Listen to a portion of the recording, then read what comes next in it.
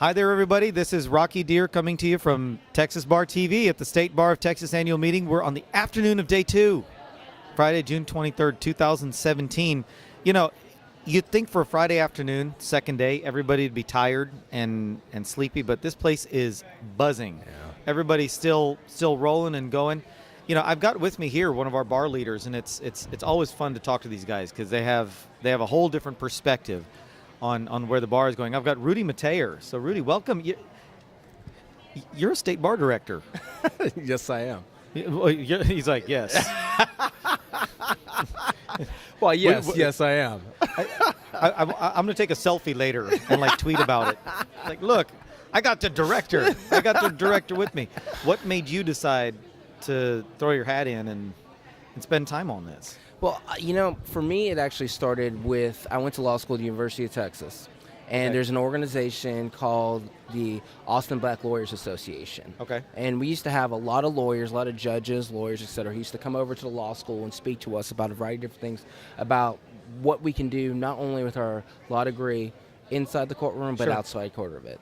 And one of the main things they always emphasized to us was bar leadership and the necessity for bar leadership. And that if you want to have your voice heard, if you want to be able to be an instrument for change, you've got to get involved in that. There are lawyers who may be solo practitioners or in very small firms.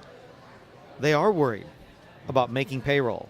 They are worried about collecting and doing all those things that are necessary to, as Abraham Lincoln once put it, to keep body and soul together. I like that. So how do they get involved in bar leadership or in community leadership when their concern is just keeping their practices together long enough to make a living and put their kids through school? I mean, do you have an answer for those people? You know what? I think the answer is to go ahead and speak about my own path in the law. Okay.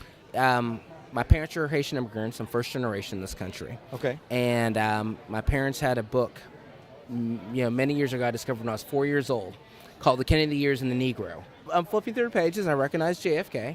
Okay. I recognize Martin Luther King Jr. And there was another guy who keeps popping up in the book. And I asked my parents, I'm like, well, who's that guy? They said, his name is Thurgood Marshall. Okay. And We've heard of him. Yeah. I was like, well, what did he do? And then he's like, well, he helped during the civil rights movement. And I was like, well, how did he help? Well, he's a lawyer. He helped to litigate things that goes there. I said, I want to be a lawyer. All I ever wanted to do for the last 33 years was be a lawyer.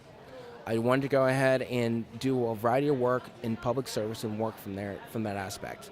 Before I was at this firm, I was the state attorney for the Health and Human Services Commission. Okay. Doing a variety of work with Medicare, Medicaid, a variety of different issues, and concerning that with the public right there.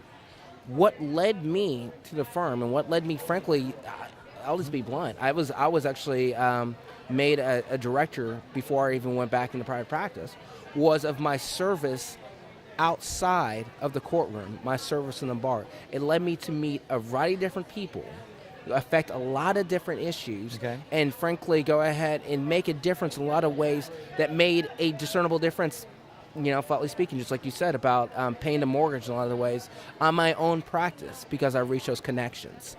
I think a lot of people they look at bar leadership as an alternative to practice. Practicing law itself. That's a great way to put it. Yeah. And, I think just by the nature of the law and the nature of what they do, they're definitely not mutually exclusive. In a lot of ways, they complement one another. Particularly being a black male, in a profession that, historically, there's very few of us who are involved right there as well. I would go to schools on a regular basis to go ahead and speak to them about becoming attorneys. Many of these students, and we're talking about, even in the last 5 years or so, don't see the legal profession as something that they can actually go ahead and reach. In fact, they don't see it as something that's actually approachable for not only themselves, but their children as well. Do they think it's unattainable, or is it just not attractive to them? Great question. I'd say a little bit of both. Okay. Because a lot of times what you're seeing is that when people go ahead and actually have to engage with attorneys, it's on one of their worst days. It's in a bad situation when things go wrong, etc. So when you have that connotation already going in, it's like, oh, well, okay, the attorney's here, right here as well.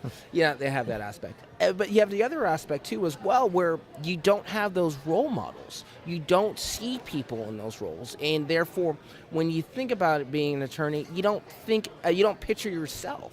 And I think that's probably one of the most important things that we have a responsibility to, is to go ahead and make sure that we go back and we say that, no, lawyers do look like you. Yeah, Rudy, thank you for being here. I don't know. Let's say thank you. Yeah.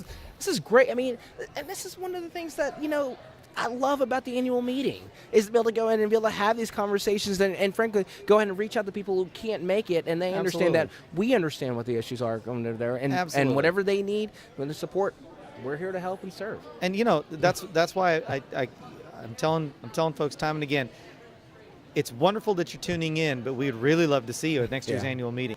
Guys, do come on out, get involved. We'd love to see you get more involved in the bar and have your views known. And so until next time, Rudy, again, thank you. Thank you. Until we see you next time, thank you for tuning in. This is Rocky Dhir signing off for now until we get you more great content down the line. This is Rocky Dhir with Texas Bar TV. We'll see you next time.